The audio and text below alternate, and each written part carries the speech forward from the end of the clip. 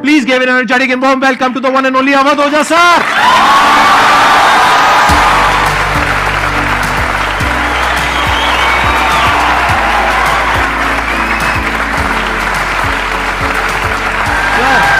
Hello sir, क्या हाल चाल?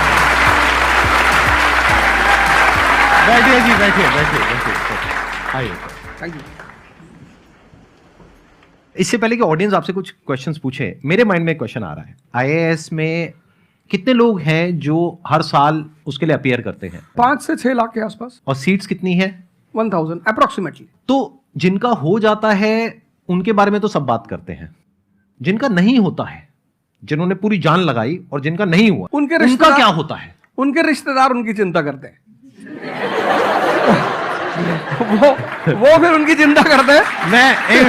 नहीं, मैं आ रहा हूं, मैं आपके क्वेश्चन पे आ रहा हूं। ये पॉइंट इंटरेस्टिंग है, मैं समझना चाहूंगा कैसे। मैं बताऊं। हाँ। मैं दोनों मुद्दों पे बता। हम सब हारने से डरते हैं, और मजेदार बात है कि वो डर हमारी हार की वजह बनता है।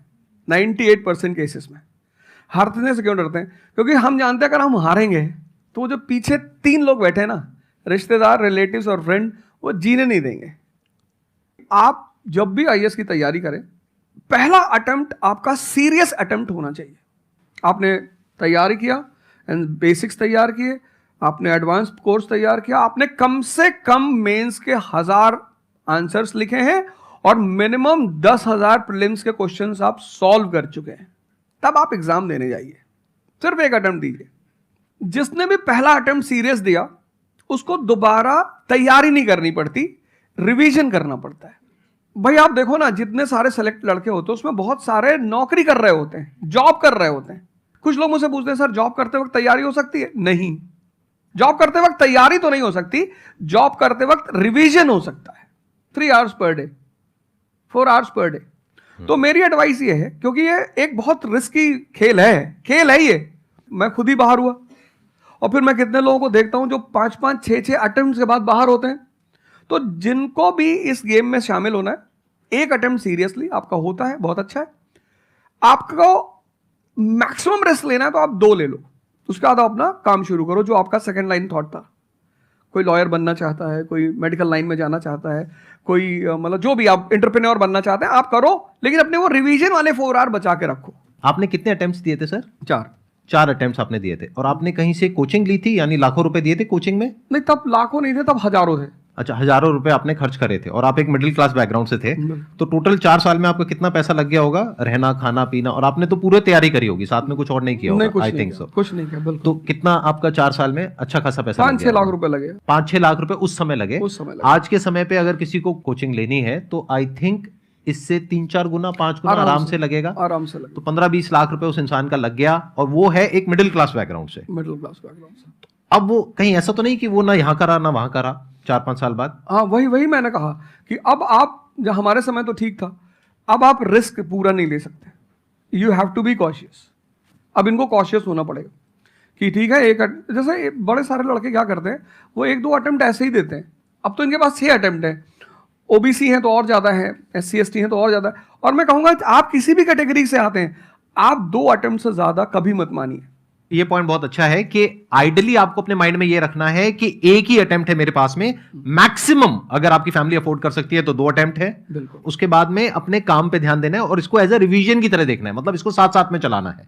ये नहीं कि अपने 5 साल या 6 साल लाइफ के सारे यही निकाल दिए और सारा पैसा घर वालों का लगा दिया, या उन्होंने खेत बेच दिया, या लोन ले लिया। ऐसी बहुत कहानियां मैंने सुनी है सर लोगों की, और बहुत ही दर्द होता है ऐसी कहानियां देख करके। ऐसे लोगों की जो कहानियां हैं वो उसको सुन करके बहुत ही बुरा लगता है अंदर से। चलिए आगे बढ़ते हैं जी। Sir, I wanted to ask how to fight the basically fear that we feel.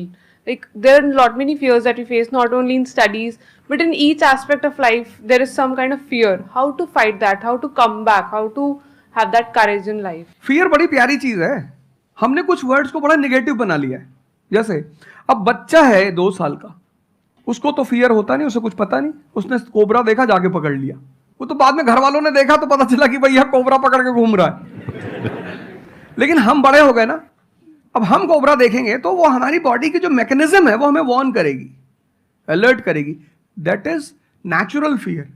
वो अच्छी चीज है। जिस चीज की आप बात कर रहे हो वो फियर नहीं है, वो ओवर थिंकिंग है। आज का जो युवा है वो फियर से परेशान नहीं है, वो ओवर थिंकिंग से परेशान है। अब ये ओवर थिंकिंग क्यों है, उस फैक्टर पे आते हैं। ओवर थिंकिंग की वजह क्या है? ओवर थिंकिंग की वजह यह है कि आज का समाज इतना एक्सपैंड कर चुका है।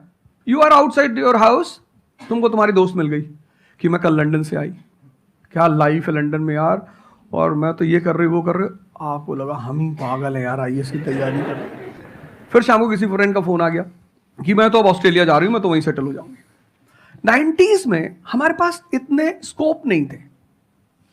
हमारी जो लाइफ थी वहां ओवर थिंकिंग इसलिए नहीं थी, आपने भी सर देखा होगा, क्योंकि हमारे पास इतने स्कोप नहीं थे। आज तुम्हारी जनरेशन में यू हैव मल्टीपल फील्ड्स, मतलब इतने सारे फील्ड्स ओपन है।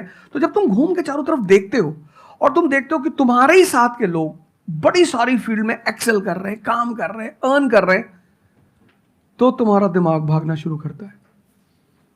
फिर क्या होता है, हमारे पेरेंट्स हमसे ज्यादा ओवर थिंकिंग करते हैं, क्योंकि बड़े हमको लेकर कॉशियस होते हैं। हाँ। एक हमने ओवर थिंकिंग की, हम अपना संभाल लें किसी तरह। हम घर के अंदर गए, मम्मी रो रही है कि वो निशा मिली थी, 20 लाख का पैकेज है उसका। दूसरा प्रेशर तुम्हारे ऊपर आ गया। ये जो प्रेशर हम मल्टीपल फेस करते हैं, तो एक तुम्हारा प्रेशर, एक माँ बाप का प्रेशर। पता लगा बुआ जी ने रात में फोन कर दिया, क्या कर रही हो जी?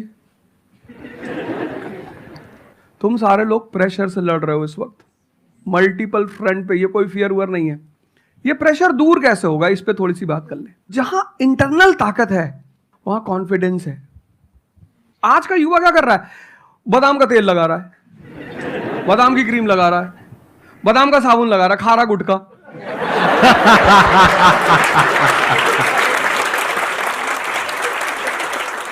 आप लोगों को चूंकि हर तरफ प्रेशर झेलना है, तो प्रेशर झेलने का सबसे अच्छा तरीका होता है इंटरनल पावर। तभी तो मैं जहां भी जाता हूं एक चीज रिपीट करता हूं, योगा करो, ध्यान करो। ध्यान करोगे मन ताकतवर हो जाएगा। सर, आपने जैसे कि अभी बोला कि मेंटल स्टेट के लिए एक्सरसाइज करो, योगा करो। तो पहले तो मैं फिजियोथेरेपिस्ट हूँ, ठीक है। मैं सुबह से मतलब योगा या एक्सरसाइज है मेरा डेली रूटीन है, करना भी और कराना भी। उसके बाद भी at the end of the day मैं डिप्रेस हो जाती हूँ। ये नहीं कि मन नहीं लगता, इस चीज़ में ही मन लगता है, फैमिली से भी पूरा मन लगता है, ठीक है। उसके बाद भी end of the day depress हो जाती हूँ। तो उसको डिप्रेशन कैसे कम करी जाए? हम किसके साथ रहते हैं वो बहुत इंपॉर्टेंट है। मेरे एक दोस्त मेरे साथ आ रहे थे आज से करीब 7-8 साल पहले, धौला कुआं से। रात का टाइम था और हम दोनों, मैं गाड़ी चला रहा था, हम इंडिया गेट के सामने से निकले तो उन्होंने मुझसे कहा कि अब हम बुढ़े हो गए हैं। मैंने गाड़ी रोकी, मैंने कहा उतरो। तो उन्होंने कहा कि क्या हुआ? मैंने कहा उतरो, तो उतरो जरा। उतर गए, मैंने दरवाजा बंद करो, चले गए। आज तक मैंने उनसे बात नहीं की। वो मुझसे पूछते हैं आज, अब तो खैर बात ही नहीं होती, पर वो बहुत उन्होंने कोशिश की कि अवध क्या हुआ,